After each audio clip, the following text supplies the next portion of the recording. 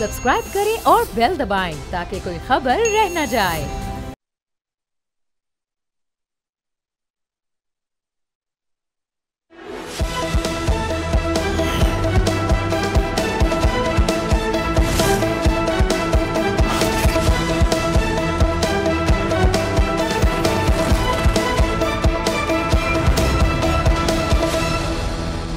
अस्सलाम वालेकुम। प्रोग्राम में खुश आमदीद। मैं हूँ अफसा कोमल। पाकिस्तान और सऊदी अरब के दरमियान होने वाला दिफाई मुआहदा पाकिस्तान की सियासी बहस का भी अब हिस्सा बनना शुरू हो चुका है। आज बानी PTI ने इसे खुशाइंद करार दिया। अपोजिशन अलबत्ता ये मुतालबा कर रही है कि जहाँ इसको वेलकम करते हैं वहीं इस मुआहदे के हवाले से तफसीली तौर पर पार्लियामेंट में बातचीत होनी चाहिए और अगर कोई इबहम भी हो तो वो भी ख़त्म हो जाएगा। आज हम ये जानने की कोशिश करेंगे कि क्या इसका इम्कान मौजूद है कि आइंदा पार्लिमानी सेशन में सऊदी अरब और पाकिस्तान के दरमियान होने वाले इस स्ट्रेटेजिक मुआहदे को ज़ेरे बहस लाया जाए। अब हमने अपोजिशन की तो बात कर ली है, लेकिन हुकूमती इत्तेहादी का भी एक मौक़िफ़ है, इत्तेहादी जमात पीपल्स पार्टी का, और बज़ाहिर ऐसा नज़र आ रहा है कि उन्हें ये शिकवा है कि उन्हें इस मामले में शामिल नहीं किया गया। पीपल्स पार्टी का शिकवा हुकूमत इसे कैसे देखती है? अब जैसा कि नाजरीन जानते हैं आप, नून लीग की जो फैसला साजी होती है, हमने कई बार देखा उनके बहुत अहम फैसले लंदन में हुए। सो अब एक खबर लंदन से भी आ रही है। वहाँ मौजूद सीनियर सहाफ़ी अज़हर जावेद ने यह खबर दी है कि आइंदा हफ्ते मियाँ नवाज शरीफ की सरबराही में नून लीग का लंदन में एक इजलास होने जा रहा है, जिसमें वज़ीर आज़म शहबाज शरीफ, नायब वज़ीर आज़म इसहाक डार और वज़ीर दिफा ख्वाजा आसिफ शरीक होंगे। हम ये जानने की कोशिश करेंगे कि मुमकिना तौर पर इस इजलास में क्या बड़े फैसले हो सकते हैं। इन तमाम मौज़ूआत पर बात करने के लिए हमारे साथ मौजूद हैं वफाकी वज़ीर बराए पार्लिमानी अमूर डॉक्टर तारिक साहब। डॉक्टर साहब, बहुत शुक्रिया आपके वक्त के लिए। पहले हम बात करते हैं जहां अपोजिशन बहुत कम एक इत्तफाक़ राय हमें देखने को मिलता है हुकूमत और अपोजिशन में, तो वो बाकायदा तौर पर खुशाइंद करार दे रही है पाकिस्तान और सऊदी अरब के दरमियान होने वाले इस दिफाई मुआहदे को। लेकिन एक ये मुतालबा ज़रूर सामने रहता है जिसकी कोई ऑब्लिगेशन तो नहीं, लेकिन मामलात को पार्लियामान में ज़ेरे बहस लाया जाए अवामी नुमाइंदों के सामने। क्या इसका इम्कान मौजूद है कि इस मुआहदे के हवाले से पार्लियामान के अंदर बहस हो, इन कैमरा हो या ओपन डिस्कशन हो? बिस्मिल्लाहिर्रहमानिर्रहीम। देखिए, अपोजिशन से हमारी हमेशा ये गुजारिश रही है कि आप अपने अपोजिशन का किरदार बिल्कुल निभाएं, पार्लियामान के अंदर उसे आप अदा करें, अपने पार्टी का मौक़िफ़ रखें, अपनी लीडरशिप का मौक़िफ़ रखें। लेकिन चंद मौज़ूआत ऐसे हैं जो पाकिस्तान की तरक्की और पाकिस्तान की सलामती से जुड़े हुए हैं, और वो 4-5 हैं, जिसमें आपकी मईशत है, जिसमें आपकी दिफा है, जिसमें आपकी इंटरनल एक्सटर्नल सिक्योरिटी है, वो दिफा से ही रिलेटेड है। अब क्लाइमेट आ गया है, ये सबसे ऊपर है इस वक्त पाकिस्तान के लिए एक चैलेंज, और उसके बाद फॉरेन पॉलिसी है। ये वो चीज़ें हैं, और तालीम है और सेहत है, कि जिसके लिए अपोजिशन को चाहिए कि वो अपने सियासी इख्तलाफात को भुला के इस मुल्क की तरक्की और इस मुल्क की सिक्योरिटी के लिए, इस मुल्क की हिफाजत के लिए वो अपने उनके अंदर ज़हनों के अंदर जो एक ज़हर भरा हुआ है वो उससे बालाताक होकर काम करें। बदकिस्मती से हमने इमरान खान की जो पूरी सियासत देखी है, उनका बयानिया जो है वो रियासत मुखालिफ बयानिया है, जो इस वक्त अपने इंतहा को पहुँच चुका है। और आप देखें कि उनकी मैंने रियासत मुखालिफ बयानिया क्यों कहा, इसलिए कि उनके जो बयानिया है उसका पाकिस्तान की रियासत को और इदारों को नुकसान हो रहा है। वो डिस्कस हो रहा है आपकी इंडिया के जो TV चैनल्स हैं उन पे। इसका मतलब ये है कि इंडिया क्यों उन्हें उठा रहा है, क्योंकि उससे आपकी रियासती इदारे और रियासत जो है उन्हें नुकसान पहुंच रहा है। तो अगर वो इन मैंने चंद नकात रखे हैं, चंद मौज़ूआत, इनके ऊपर अगर वो पाकिस्तान की खातिर कोई एक आप ये कहें कि ज़िम्मेदाराना किरदार अदा कर सकते हैं और करना चाहिए। हम अपोजिशन में रहे हैं 5 साल, लेकिन हमने ये जो 4-5 इन मौज़ूआत के ऊपर किरदार अदा करना चाहिए। जिन इश्यूज़ को आप तज़किरा करें, फॉरेन पॉलिसी, क्लाइमेट चेंज और इवन जो मईशत से जुड़े मामलात हैं, तो ये आपकी नज़र में बहस तलब मामलात हैं जिनके ऊपर अपोजिशन अगर बात करते बहस में आते हैं पार्लियामान के अंदर, तो आवाम का भी एक एतमाद कायम होता है। आप इंडोर्स करते हैं इस आइडिया को? जी बिल्कुल। मैं तो ये दरख्वास्त कर रहा हूँ उनसे कि इन मौज़ूआत के ऊपर सियासत भी छोड़ दें, इन मौज़ूआत के ऊपर रियासत मुखालिफ बयानियाँ भी छोड़ दें, और सियासत तभी रहेगी जब मुल्क में अमन होगा, मुल्क में सियासत होगी। जो हालात वो चाहते हैं मुल्क में, या जिन हालात का ख़ास तौर पे जो इनकी सोशल मीडिया के प्लेयर्स हैं, उनकी तो आप देखें तो वो तो जब मार्का हक था और पूरा पाकिस्तान خوشیوں کے شادیانے پہ جا رہا تھا، اس وقت بھی ان کا سوشل میڈیا خاموش تھا، اور آج بھی میں سمجھتا ہوں کہ ریاست جو ہے وہ میں گورنمنٹ کی بات نہیں کر رہا، میں بار بار پاکستان اور ریاست کی بات کر رہا ہوں، اس حوالے سے ایک پازیٹیو کردار ادا کرنے کی ضرورت ہے، جس کی ان سے توقع تو کم ہے لیکن امید کی جا سکتی ہے۔ ڈاکٹر صاحب ابھی تک تو چلے آپ کی خواہش کے مطابق اپوزیشن کا ایک مثبت ہی ہمیں رد عمل مل رہا ہے، لیکن آپ کی اتحادی پیپلز پارٹی کر لیتے ہیں۔ ندیم افضل چند صاحب نے شکوہ کیا پیپلز پارٹی کی طرف کا ہی ہم موقف یہ سمجھتے ہیں کہ جو بینرز لگائے گئے اس ڈیفنس ایگریمنٹ کے حوالے سے اسلام آباد میں، اس میں صدر مملکت کی تصویر کہیں پر نہیں ہے۔ سو آپ کیا کہیں گے پیپلز پارٹی کے اس شکوے پر؟ وہ لیفٹ آؤٹ محسوس کر رہے ہیں سارے معاملے کے اندر، آپ کی اہم ترین اتحادی۔ دیکھیے پارلیمنٹ کے اندر کیونکہ بحیثیت چیف وپ میں براہ راست اپنی اتحادی جماعتوں کو ان سے رابطے میں رہتا ہوں، ان کے ساتھ ڈیلنگز ہوتی ہیں، بالکل پاکستان پیپلز پارٹی چاہے وہ سینٹ ہے چاہے وہ اسمبلی ہے، اس میں کوئی لیفٹ اوور فیل نہیں کر رہی۔ ہم ہر فیصلے میں انہیں آن بورڈ لیتے ہیں،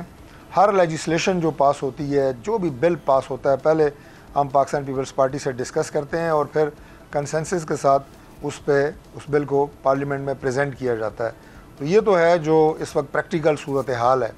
باقی جو انہوں نے شکوہ کی ہے اس کا بھی میں آپ کو جواب دے دیتا ہوں۔ دیکھیں، میں نے جو بینرز دیکھے ہیں پاکستان اور سعودیہ کا جو دفاعی معاہدہ ہوا ہے، قوم کو مبارکباد کے میسج ہیں، گورنمنٹ کے لیے نیک خواہشات کا اظہار ہے۔ فیلڈ مارشل سید عاصم منیر صاحب کو لوگوں نے مبارکباد دی ہے، اور ان کی جو عسکری صلاحیت ہے، جو قابلیت ہے، جس سے مارکہ حق میں بھی اللہ تعالیٰ کے فضل سے آپ کو فتح یاب ہوئے، اب اسے اپریشیٹ کیا گیا ہے۔ اب یہ بینرز جو ہیں، جو میں نے دوبارہ میں کہوں گا repeat at the cost of repetition, کہ جو میں نے دیکھے ہیں وہ پرائیویٹ لوگوں نے لگائے ہیں، مختلف تاجر تنظیموں نے لگائے ہیں، سوشل ایکٹیوسٹ ہیں انہوں نے لگائے ہیں، کچھ پولیٹیکل لوگوں کے بھی ہیں، تو وہ انفرادی ہیں، پرائیویٹ کیپیسٹی میں ہیں، وہ گورنمنٹ کے نہیں ہیں کہ گورنمنٹ آف پاکستان نے کوئی وہاں پہ پوسٹرز لگائے ہیں، اور یا کابینہ نے لگائے ہیں، اور یا کیبنٹ ڈویژن نے لگائے ہیں، اور پریزیڈنٹ صاحب کی تصویر اس پہ نہیں ہے۔ ایسی بات نہیں ہے۔ یہ جو پرائیویٹ آرگنائزیشنز جن کا میں آپ کو تفصیل سے بتا چکا ہوں، یہ انہوں نے اپنی انٹرنل کیپیسٹی میں کسی ایک سڑک پہ ایک نے لگائے ہیں، دوسری سڑک میں دوسرے نے لگائے ہیں۔ اب میں نے سنا ہے کہ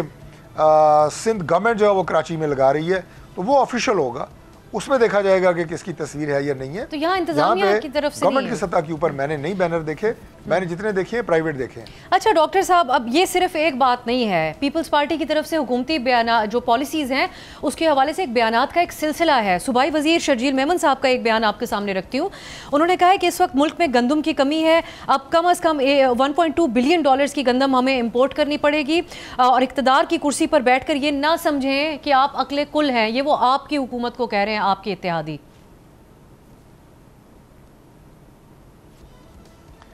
دیکھیے، میں آپ کو دوبارہ یہ بات عرض کر رہا ہوں کہ ہماری چاہے وہ صوبائی حکومت ہو چاہے ہماری وفاقی حکومت ہو، ہم اپنے تمام تر اتحادیوں کو ان تمام ایشوز کے حوالے سے جہاں پہ کوئی پالیسی بننی ہوتی ہے یا جہاں پہ قانون سازی ہونی ہوتی ہے انہیں آن بورڈ رکھتے ہیں۔ باقی ظاہر ہے وہ سیاسی جماعتیں ہیں الگ الگ، ہم ایک دوسرے کے مد مقابل الیکشن لڑ کے پارلیمنٹ میں آئے ہیں، اور یہ ہمارا الیکشن الائنس نہیں ہے، کبھی امکان ہے کہ اگلا الیکشن دوبارہ ایک دوسرے کے مد مقابل لڑیں۔ اس لیے کوئی پولیٹیکل سٹیٹمنٹ دینا کسی بھی ہماری اتحادی جماعت کا یہ ان کا رائٹ ہے، اس کو ہم نے کبھی مائنڈ نہیں کیا، اور اگر ہماری کوئی پالیسی گورنمنٹ کی انہیں لگتا ہے کہ اس میں بہتری لائی جا سکتی ہے تو وہ اگر اپنا انپٹ ہماری جو انٹرنل میٹنگز ہوتی ہیں ان میں دیتے ہیں، دے آر موسٹ ویلکم۔ اگر وہ پبلکلی میڈیا کے ذریعے کوئی بات کرتے ہیں still they are most welcome, اس میں کوئی ایسی بات نہیں ہے کہ ہم مائنڈ کرتے ہیں۔ اور اگر کسی طرح کا کوئی گلا شکوہ پہنچتا ہے پرائم منسٹر صاحب تک، وہ اس پہ فوری ایکشن لیتے ہیں اور ان کے گلے اور شکوے کو فوری طور پہ دور کرتے ہیں، اور اس معاملے میں بھی ان کی جو خدشات ہیں انہیں بالکل دور کیا جائے گا، آئی ایشور یو۔ اب لیکن یہ ایک ہمیں سنجیدہ نوعیت کا ان کا اختلاف نظر آتا ہے، کیونکہ وہ کہتے ہیں ایسی پالیسیز حکومت بنا رہی ہے جیسے آپ کی حکومت تو آپ کی مرضی جو بھی آپ کرتے رہے۔ اب ہم آپ کی جماعت کی سیاسی پالیسیز کے حوالے سے بات کریں گے۔ ڈاکٹر صاحب، لندن میں اطلاعات ہے کہ میاں نواز شریف صاحب اگلے ہفتے پارٹی کی میٹنگ کرنے جا رہے ہیں، جس میں وزیر اعظم، وزیر خارجہ اور وزیر دفاع بھی شریک ہوں گے۔ آپ بتا سکتے ہیں کیا ایجنڈا ہوگا اس میٹنگ کا؟ دیکھیے، یہ کوئی غیر معمولی میٹنگ نہیں ہے، اس طرح کی میٹنگز جو ہیں یہ تواتر سے ہوتی رہتی ہیں۔ میاں نواز شریف صاحب جو ہے وہ علاج کے سلسلے میں پاکستان سے باہر ہیں، اور پرائم منسٹر صاحب بھی ابھی جو سعودیہ کا انہوں نے بہت ہی ایک تاریخی اور کامیاب دورے کے بعد وہاں موجود ہیں، اس سے آگے ان کا ایک اور بیرونی دورہ ہے، تو اسی کی کنٹینیوٹی میں وہ وہاں رکے ہیں، اور ظاہر ہے جو ڈپٹی پرائم منسٹر ہیں وہ ان کے ساتھ ہیں، وہ بھی ان کا بڑا کلیدی کردار ہے ان سارے معاملات میں، ڈیفنس منسٹر کا بڑا کلیدی کردار رہا ہے ان سارے ایونٹس میں جو ریسنٹلی پاکستان سے باہر ہوئے ہیں اور پاکستان کے اندر ہوئے ہیں، تو وہاں پہ اگر وہ میاں نواز شریف صاحب سے ملیں گے جو کہ پارٹی کے قائد ہیں، ہماری پارٹی کے صدر ہیں، 3 دفعہ پرائم منسٹر رہے ہیں، ان کی اپنی ایک مدبرانہ سیاست پورا پاکستان جانتا ہے، تو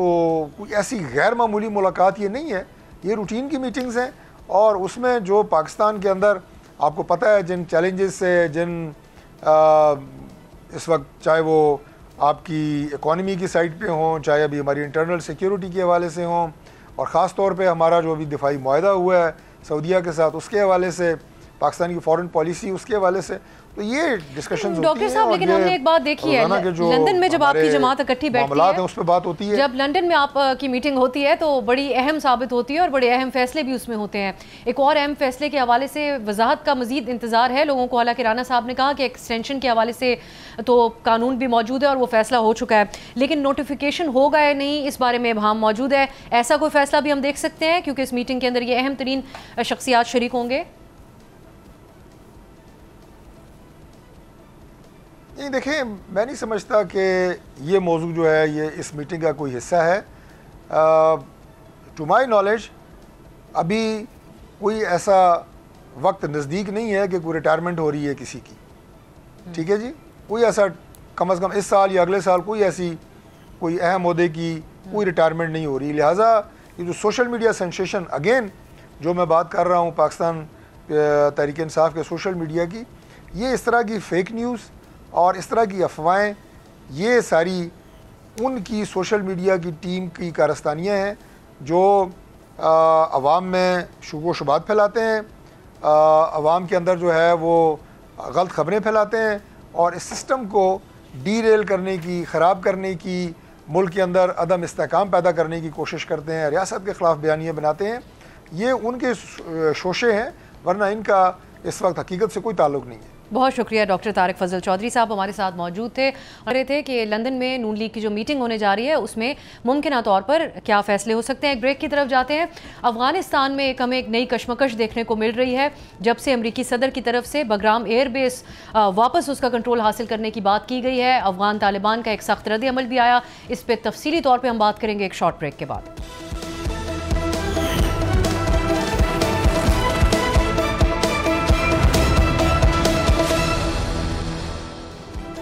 بریک کے بعد خوش آمدید۔ افغانستان سے ایک نئی کشمکش ابھری ہے۔ طالبان حکومت نے ڈونلڈ ٹرمپ کے مطالبے کو سختی سے مسترد کر دیا ہے کہ امریکہ کو بگرام ایئر بیس واپس دیا جائے۔ ٹرمپ نے یہ دعویٰ کیا ہے کہ وہ بیس فوراً واپس حاصل کرنا چاہتے ہیں کیونکہ یہ چین کی ایٹمی تنصیبات کے قریب ہے۔ انہوں نے خبردار بھی کیا ہے کہ اگر افغانستان نے بیس واپس تو اس کے سنگین نتائج بھگتنا ہوں گے۔ جو الفاظ انہوں نے انگریزی میں استعمال کیے وہ تھے bad things are going to happen. اس کا رد عمل بھی طالبان کی طرف سے آیا۔ انہوں نے اپنے جواب میں کہا کہ افغانستان کی خود مختاری اور علاقائی سالمیت پر کوئی سمجھوتا نہیں ہو سکتا۔ افغان حکومت کے ترجمان ذبیح اللہ مجاہد اور فوجی سربراہ دونوں نے اپنا رد عمل دیا ہے اور یہ کہا کہ 1 انچ بھی زمین کسی غیر ملکی کو نہیں دی جائے گی، اور ساتھ ہی امریکہ کو 2020 میں طالبان کے ساتھ کیے گئے دوحہ معاہدے کی یاد دہانی بھی کروائی گئی ہے افغان حکومت کی طرف سے۔ ناظرین، اس پر چین کا رد عمل آیا ہے۔ انہوں نے اپنے رد عمل میں کہا کہ افغانستان کی خود مختاری کا احترام کیا جائے اور امریکہ کے مطالبات خطے میں مزید عدم استحکام پیدا کر سکتے ہیں۔ پاکستان کی طرف سے بگرام کے معاملے پر ابھی تک کوئی براہ راست بیان تو نہیں آیا، لیکن ناظرین پاکستان اس وقت افغان حکومت سے شدید ناراض ہے۔ حال ہی میں پاکستانی وزیر اعظم شہباز شریف نے طالبان کو یہ فیصلہ کرنے کے حوالے سے کہا تھا کہ وہ یہ فیصلہ کر لیں کہ وہ پاکستان کے ساتھ ہے یا دہشت گردوں کے ساتھ ہے، کیونکہ سرحد پار سے بڑھتے ہوئے دہشت گرد حملے پاکستان کے لیے اب ناقابل قبول ہیں۔ اس تناظر میں پاکستان کا موقف کیا ہو سکتا ہے، سب کی نظریں اس حوالے سے بھی ہیں۔ اس سب کو ملا کر اگر دیکھا جائے تو یہ معاملہ ایک ایئر بیس تک محدود نہیں ہے، یہ افغانستان کے دوحہ معاہدے، افغانستان اس کو دوحہ معاہدے کی خلاف ورزی کے طور پہ دیکھ رہا ہے، امریکہ اور چین کی اسٹریٹجک کشمکش کے طور پہ بھی اس کو دیکھا جا رہا ہے، اور پاکستان جیسے پڑوسی ملکوں کے سیکیورٹی پالیسیز کے ساتھ بھی یہ معاملہ جڑا ہوا ہے۔ تو اس میں کیا اس سے مستقبل میں ہو سکتا ہے، کیا طالبان اپنے اس یہ جو سخت موقف ہے یہ محض ایک سیاسی پیغام کے طور پر سامنے رکھ رہے ہیں، یا ایک نیا محاذ کھل سکتا ہے امریکہ کے اس مطالبے کے بعد؟ اس پہ بات کرنے کے لیے ہمارے ساتھ موجود ہیں ایمبیسڈر ایاز وزیر صاحب، سابق سفیر برائے افغانستان۔ ایاز صاحب، بہت بہت شکریہ آپ کے وقت کے لیے۔ پہلے تو آپ سے بنیادی طور پر ہم یہ جاننا چاہیں گے کہ آپ کی نظر میں امریکہ کو کیوں اس وقت ضرورت محسوس ہو رہی ہے بگرام ایئر بیس کا کنٹرول واپس حاصل کرنے کی؟ خود تو ڈونلڈ ٹرمپ، ہم نے دیکھا یہ مطالبہ پہلے بھی جو ٹرمپ کی پہلی کیبنٹ میٹنگ ہوئی تھی اس میں بھی یہ بات تو کہی گئی، لیکن اب اس کو وہ ڈائریکٹلی کنیکٹ کرتے ہیں چین کے نیوکلیئر سائٹ کا حوالہ دے کر۔ صرف معاملہ اتنا ہی ہے یا آپ کی نظر میں اس سے بڑھ کر وجوہات ہیں؟ دیکھیے، 2-3 وجوہات ہیں، اب ہمیں تو ایگزیکٹ پتہ نہیں، لیکن وجوہات کی بنا پہ اسسمنٹ کی جا سکتی ہے۔ پہلا نقطہ تو میں یہ کہوں گا کہ امریکہ اور طالبان کے تعلقات اچھے چل رہے تھے، قیدیوں کی ڈیل بھی ہو گئی، شاید مارچ یا مئی مہینہ تھا جس میں قیدی بھی طالبان نے ان کو رہا کر کے دے دیا، لیکن اسی کے اندر انڈرسٹینڈنگ کر لی کہ اگلے مرحلے میں طالبان کا ایک قیدی رہا کریں گے۔ تو وہ اب دوبارہ ان کی جب ٹیم آئی امریکہ کی قیدی تبادلے کے لیے تو وہ تبادلہ نہ ہو سکا، کیونکہ امریکہ نے طالبان کا جو گرفتار بندہ ہے گوانٹانامو بے میں اس کو رہا نہیں کیا، تو اس پہ بدمزگی ہو گئی، حالات بھی تھوڑے سے اب خراب ہو گئے۔ تو ایک تو یہ وجہ ہو سکتی ہے کہ ان کے تعلقات کیوں خراب ہو گئے۔ دوسری وجہ میں سمجھتا ہوں کہ یہ جو ابھی پاکستان نے سعودی عرب کے ساتھ ایگریمنٹ کیا دفاع کا کہ کسی ملک پہ حملہ ہو جائے تو وہ گویا دونوں ملکوں کے اوپر حملہ سمجھا جائے گا، تو اس میں کئی دوست کہتے ہیں کہ اگر یہ امریکہ کو خبردار یہ اطلاع دی تھی، کانفیڈنس میں لیا تھا، تو پھر تو امریکہ کا ایگریمنٹ ہے، لیکن اگر اس کو اطلاع نہیں دی یا کانفیڈنس میں نہیں لیا اور پاکستان اور سعودی نے یہ ایگریمنٹ کر لیا جس کی چرچا بہت، اب ایک ہمارے وزیر دفاع نے بھی ماشاءاللہ جو باتیں کی اس نے تو اور ہی رنگ دے دیا، تو اس سے بھی گویا ایک قسم کی خوف یا ڈر لگی کہ امریکہ اگر یہ ایئر بیس حاصل کر لے تو پاکستان کے نیوکلیئر ایسٹس پہ وہ نظر رکھ سکیں گے۔ اگر یاد ہو امریکہ اور نیٹو جب دونوں اکٹھے تھے افغانستان کے اندر تو اس بھی مجھے یاد ہے باب وڈورڈ کا کتاب افغان وار شاید اس کا نام تھا، اس میں یہ تفصیلی ذکر تھا کہ ایک وجہ یہ بھی ہے امریکہ کا وہاں بیٹھے رہنے کا تاکہ ہمارے نیوکلیئر ایسٹس پہ نظر رکھے۔ خیر یہ سلسلہ تو چلتا رہتا ہے، لیکن ابھی ایگریمنٹ جو ہم نے کیا سعودی عرب کے ساتھ اس سے ان کے شکوک کو مزید تقویت ملی، تو اگر باگرام ایئر بیس ان کو مل جائے تو گویا دوسرے الفاظ میں باگرام ایئرپورٹ اسرائیل کو بھی اویلیبل ہوگا۔ تیسری بات آپ نے کہہ ہی لی کہ چین کے بارے میں ان کے خدشات ہیں، انہوں نے خود کہا کہ یہ 1 گھنٹے کی مسافت ہے باگرام سے، تو گویا پاکستان، چین اور اس ریجن پہ نظر رکھنے کے لیے امریکہ کو یہ بیس چاہیے، اور سی پیک بھی یہاں جو ہمارا چل رہا ہے چین کے ساتھ وہ بھی امریکہ کو بالکل پسند نہیں ہے۔ تو ان سب چیزوں کو دیکھ کے امریکہ تو چاہتا ہے کہ باگرام لے، میرا خیال ہے اب سچویشن ایسی ہے،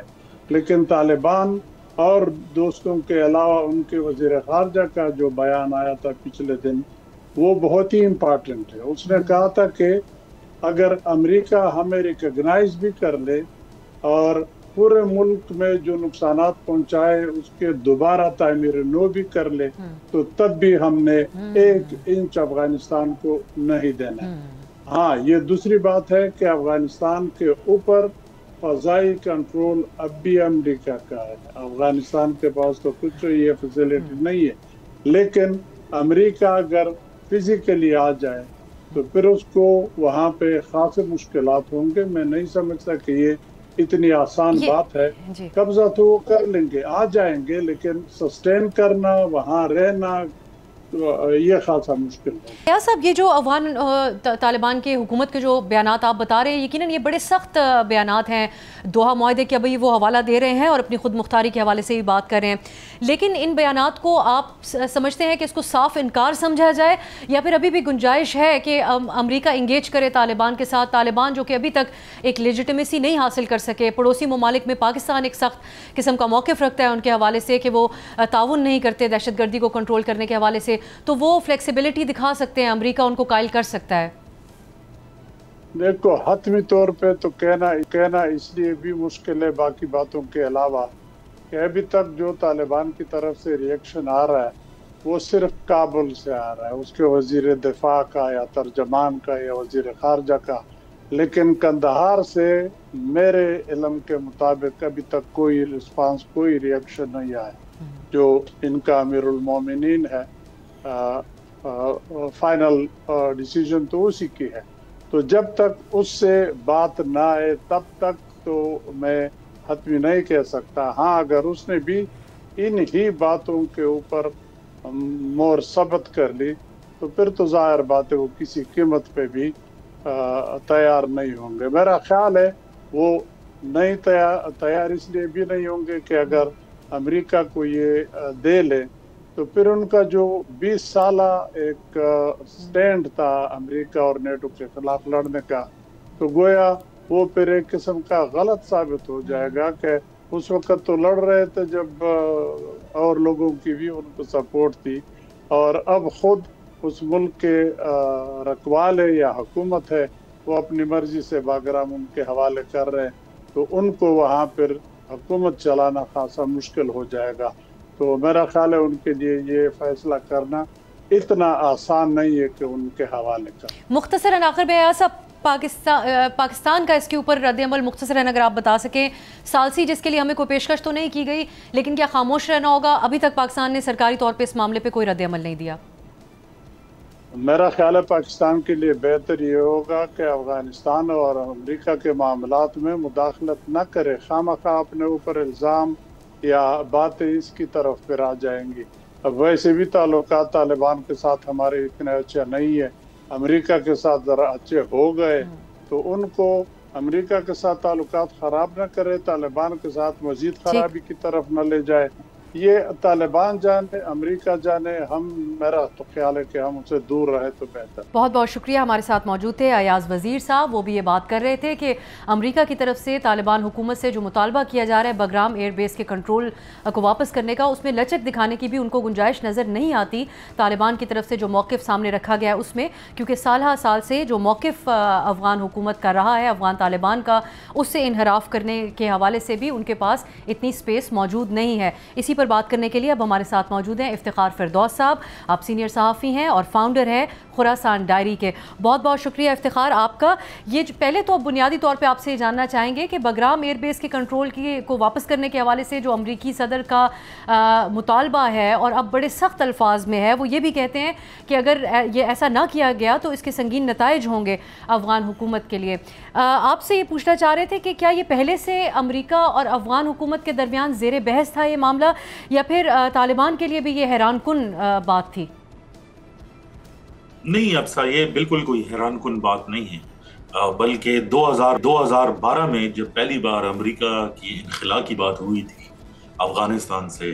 तो उस टाइम के अमेरिका के सदर ओबामा ने ये बात बहुत ऑन रिकॉर्ड की थी कि अगर हम अफगानिस्तान से चले भी जाएंगे तो हमारी एक प्रेजेंस रहेगी, और पर्टिकुलरली ये बात की थी कि बगराम में जो है वो रहेगी। और उसके बाद 2014 के अंदर दोबारा ये बात दोहराई गई, और फिर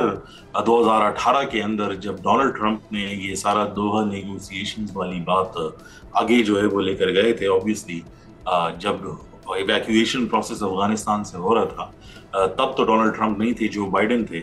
लेकिन ये बात जो है उन्होंने बहुत क्लियरली की थी कि 5000 हमारे ट्रूप्स जो होंगे वो अफगानिस्तान में जो है वो रहेंगे। अब उन्होंने अपना एक पॉलिटिकल जो है अपोनेंट को ज़ेरे अताब लाने के लिए भी ये बात की कि मैंने तो एग्रीमेंट ये की थी, और उन्होंने इस तरीके से इनखला किया कि हमारी मुकम्मल तौर पे प्रेजेंस जो है उस एरिया के अंदर जो है वो ख़त्म कर दी। लेकिन जो बयान सामने आया है اس کو کافی الگ پیرائے سے جو ہے وہ بھی دیکھنا چاہیے. مجھے تو ایسا لگتا ہے جیسے یہ وڈرول افیکٹس ہیں اور امریکہ اپنے آپ کو بہت ساری جگہوں سے سمیٹنا چاہتا ہے انکلوڈنگ افغانستان. اس لیے بگرام کی جو ڈیمانڈ اس ٹائم پر سامنے آئی ہے وہ مجھے کافی امپریکٹیکل بھی لگتی ہے اور کافی آئیڈیلسٹک بھی لگتی ہے. آئی ڈونٹ نو کہ یہ کس صورتحال کے اندر یہ ہوگا، لیکن اگر کسی طریقے سے بھی امریکہ جو ہے وہ افغانستان کے اندر واپس آنے کے لیے کوئی راستہ نکالتا ہے تو میرے خیال میں وہ کم از کم طالبان کے زیر حکومت افغانستان میں نہیں ہو سکتا. اور امریکہ کے کیا مقاصد آپ کو اس وقت نظر آتے ہیں؟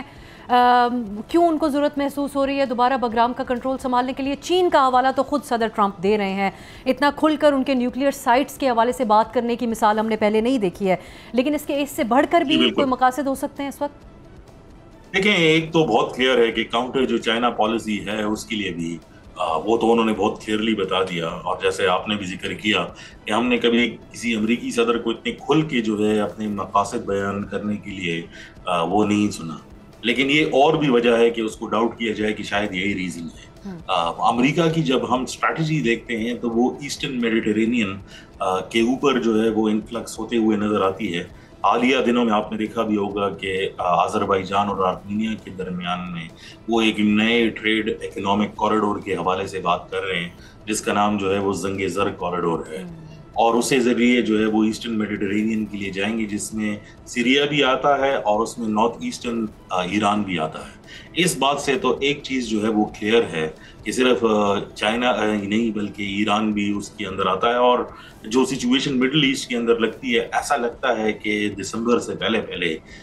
جو نیتن یاہو ہے یا اسرائیل ہے وہ ایران کے اندر ایک اور ایڈونچر بھی کرے گا، کیونکہ امریکی مفاد کو جو ہے وہ سرو کرتا ہے at least north eastern Iran کی طرف. دوسرا اس میں اوبیسلی رشیا اور جو یوکرین کی جنگ ہے اس کا ایک بہت بڑا جو ہے وہ فیکٹر ہے. بلکہ اگر آپ اخباری بیانات دیکھیں یا جو سٹیٹمنٹس ممالک کی طرف سے آئی ہیں، سب سے اسٹرانگ ریئیکشن جو ہے وہ رشیا کی طرف سے آیا، کیونکہ وہ یہ سمجھتے ہیں کہ یہ امریکہ اگر افغانستان کے اندر دوبارہ آتا ہے تو یہ ایک نئی جنگ کا آغاز ہوگا. لیکن اب سا اس کے برعکس اگر ہم پاکستان کے لیے اس کی امپلیکیشنز دیکھیں تو شاید وہ اتنے برے نہ ہوں، اور یہ اس بات کی طرف بھی اشارہ کرتا ہے کہ اگر امریکہ اپنے آپ کو سٹریس کر رہا ہے، کیونکہ آپ صرف اس کو بگرام کے آئسولیشن میں نہ دیکھیں، اس میں ایک بات اور بھی ہے کہ اگر امریکہ نے جو ہے ایران کے اندر چابہار پورٹ کے اوپر جو ہے وہ چیز تقسیم کر دی جس میں انڈیا کو پہلے انہوں نے ایگزمپشن دی تھی، اس کے علاوہ انہوں نے ایک اور 2026 کے ڈیفنس جو ان کا بجٹ آنے والا ہے اس کے اندر ایک لائن انسرٹ کر دی کہ اب وہ شمالی اتحاد جو افغانستان میں طالبان کے اپوزیشن گردانے جاتے ہیں ان کے ساتھ بھی انٹیلیجنس شیئرنگ جو ہے وہ کرنا چاہتے ہیں افغان طالبان کے خلاف. تو یہ دونوں چیزیں اس بات کی طرف جو ہے وہ اندیشہ دیتی ہیں کہ شاید امریکہ جو ہے وہ افغانستان کے اندر یا تو یہ افغان طالبان کی حکومت کو لپیٹنا چاہتے ہیں یا اپنی پریزنس جو ہے وہ پریشر کے ذریعے ضرور مستحکم کرنا چاہتے ہیں. آپ اسی تناظر میں اپنے سوشل میڈیا پہ ایک پیغام میں آپ نے کہا کہ یہ تنازع کی اگر شکل اختیار کرتا ہے تو پھر ایک ایسی صورتحال ہوگی جہاں ریاستیں کمزور ہوں گی اور غیر ریاستی عناصر فعال ہو سکتے ہیں. وہ اسی کانٹیکسٹ میں آپ سمجھتے ہیں؟ جی بالکل، کیونکہ اس سے پہلے امریکہ یہ کام کر چکا ہے عراق اور شام کے اندر، جب بھی انہوں نے کسی ملک کے اندر جو ہے ایک سٹیبلائزڈ گورنمنٹ کو، کیونکہ افغانستان کے اندر سچویشن چاہے جتنی بھی بری ہو یہ سب سے پیسفل دور ہے افغانستان کے اندر جس میں اس کی اپنی منیمل وائلنس جو ہے وہ کم ہے. حالانکہ پاکستان کو سے جو ہے وہ شدید پرابلمز ہیں اور ارد گرد کے ممالک کے اندر بھی جو ہے وہ سیکیورٹی کے خدشات ہیں، لیکن اس لیول کے نہیں ہے کہ ہم یہ سمجھیں کہ شاید سارے ریجنل پاورز جو ہے اس کے اندر جو ہے وہ آ کر ایک دوسرے کے خلاف جو ہے وہ طاقت کا مقابلہ جو ہے وہ کرنے لگ جائیں. میری جو بات تھی وہ اسی سے ریلیٹڈ تھی کہ اگر یہ جنگ طول پکڑتی ہے تو پھر اس میں جتنے بھی قریب کے ممالک ہیں یا بڑے پاورز ہیں جیسے چائنا اور رشیا، جنہوں نے افغانستان کے اندر ابھی تک اپنے پورے کارڈز جو ہے وہ شو نہیں کیے، حالانکہ رشیا نے جو ہے وہ افغان طالبان کو تسلیم بھی کیا ہے، تو یہ ضروری ایک پراکسی وارفیئر کی طرف جو ہے وہ جائے گا، اور پھر ایسے گروپس جو امریکہ کے خلاف یا اس کے اتحادیوں کے خلاف جو ہے وہ کھڑے ہوں گے ان کو اوبیسلی سینٹرل ایشین ممالک، رشیا، چائنا اور دیگر جو عناصر اس سارے گیم میں ملوث ہیں जो लार्जर ग्रेड गेम हम देखते हैं, न्यू ग्रेड गेम जिसको कहते हैं, वो ज़रूर एक्टिवेट होंगे। और मुझे ऐसा लगता है जैसे नए जो है वो ग्लोबल जिहादिस्ट ग्रुप्स भी उसमें से निकल के आएंगे और पाकिस्तान के बॉर्डर्स के ऊपर पर्टिकुलरली खैबर पख्तूनख्वा के अंदर ये जंग और किस्म की तूल जो है वो पकड़े। इफ्तिखार, क्या इसका इम्कान मौजूद है कि अमेरिका अफगान हुकूमत को कायल कर ले? इस पे हमने अयाज साहब से भी पहले बात की है। हालांकि जो रद्द अमल है अफगान हुकूमत का वो अपनी सालमियत के ऊपर इसको हमला तस्वुर करेंगे और दोहा मुआहदे की भी वो याद दहानी करवा रहे हैं, लेकिन आप समझते हैं कि कोई इम्कान है लचक का अफगान हुकूमत के मौक़िफ़ में?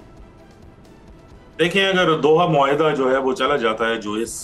एक्शन से ज़रूर जो है वो चला जाएगा, क्योंकि उसके अंदर एक क्लियर शिक जो है वो मौजूद है कि दोहा एग्रीमेंट इस बात की गारंटी देता है कि अफगान तालिबान अपनी सरजमीन यूनाइटेड स्टेट्स के खिलाफ इस्तेमाल नहीं करने देंगे और अमरीकी जो है वो अपने सारे ट्रूप्स वापस लेकर जो है वो जाएंगे। अगर तो ये होता है तो दोहा मुआहदा इसका मतलब ख़त्म है। उसके इम्प्लीकेशंस इससे भी ज़्यादा है जो गुफ्तगू जो है वो हमने की है। लेकिन अफगान तालिबान के लिए ख़ुद ये एक आइडियोलॉजिकल जो है वो डेथ होगी, क्योंकि एक तो उनका मेन नैरेटिव ये है कि हमारी हुकूमत थी, फिर अमेरिका आ गई और फिर हमने उसको शिकस्त देकर जो है वो वापस भेज दिया। दूसरा, जो अफगानिस्तान की अपनी एक आइडेंटिटी है या तालिबान की आइडेंटिटी या जो वेरियस ग्रुप्स मिलकर जो है तालिबान बनाते हैं, अगर जब तक उसके अंदर जो है कोई डिफरेंसेस क्रिएट ना हो और कोई ऐसा ग्रुप निकल के आए कि अमेरिका को सपोर्ट करे, जो मेरे ख्याल में ऑलमोस्ट नामुमकिन है इस टाइम पर जब हम बात कर रहे हैं। आगे का तो पता नहीं, क्योंकि कुछ भी हो सकता है। ऑब्वियसली ये लार्जर गेम्स हैं जिसके अंदर बहुत सारे ममालिक भी इन्वॉल्व हैं और America obviously is a larger economy जो इस टाइम पूरे तालिबान को कंट्रोल कर रहा है। तो मैं इस बात को पूरे तरीके से रद्द भी नहीं करता, लेकिन मुश्किल दिखाई देता है कि अफगान तालिबान इसके लिए मुकम्मल तौर पर आमादा हो जाए। बहुत बहुत शुक्रिया इफ्तिखार फिरदौस, आप हमारे साथ मौजूद थे। नाज़रीन, पाकिस्तान का बाज़ाब्ता इस मामले के ऊपर अभी तक कोई रद्द अमल नहीं है। देखते हैं कि क्या ऐसी ज़रूरत महसूस होगी कि पाकिस्तान को भी इस मामले के ऊपर अपना मौक़िफ़ सामने रखना पड़े। एक ब्रेक की तरफ जाते हैं। इस्लामाबाद हाई कोर्ट के 5 जज साहिबान ने सुप्रीम कोर्ट से रुजू किया था, इसका जवाब आ गया है, आपके सामने रखेंगे एक शॉर्ट ब्रेक के बाद।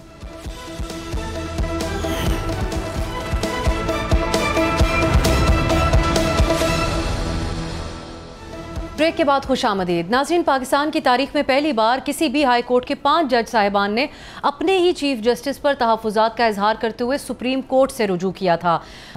और आज ये खबर सामने आई है कि सुप्रीम कोर्ट के रजिस्ट्रार ऑफिस ने तमाम जजेस की दरख्वास्तें एतराज़ात लगाकर वापस कर दी हैं। इस्लामाबाद हाई कोर्ट के 5 जज साहिबान जस्टिस मोहसिन अख्तर कियानी, जस्टिस समन रफ़त, जस्टिस बाबर सत्तार, जस्टिस तारिक जहांगीरी और जस्टिस एजाज इसहाक ने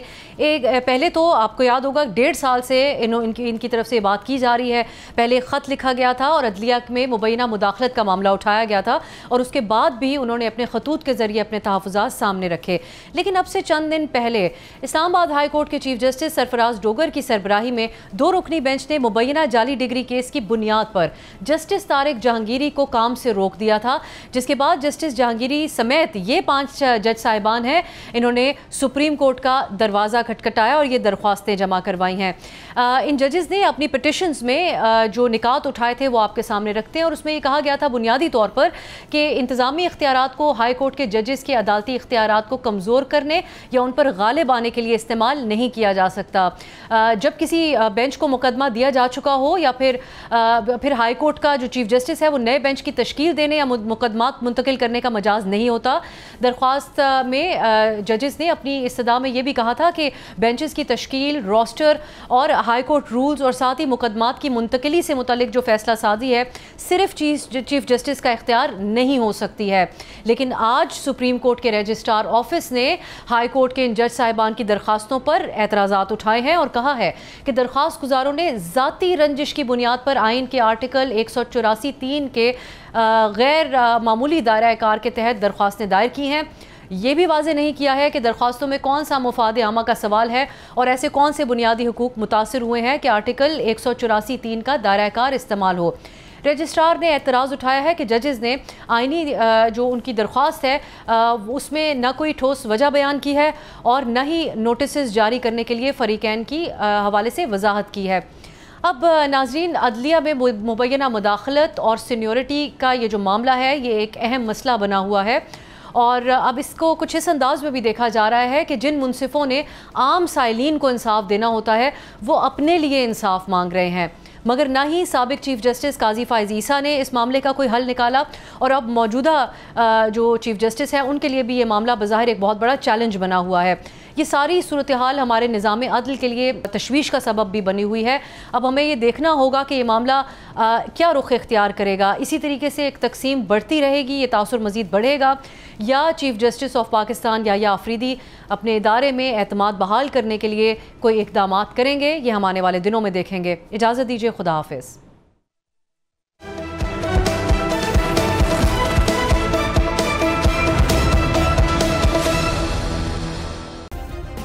सब्सक्राइब करें और बेल दबाएं ताकि कोई खबर रह न जाए।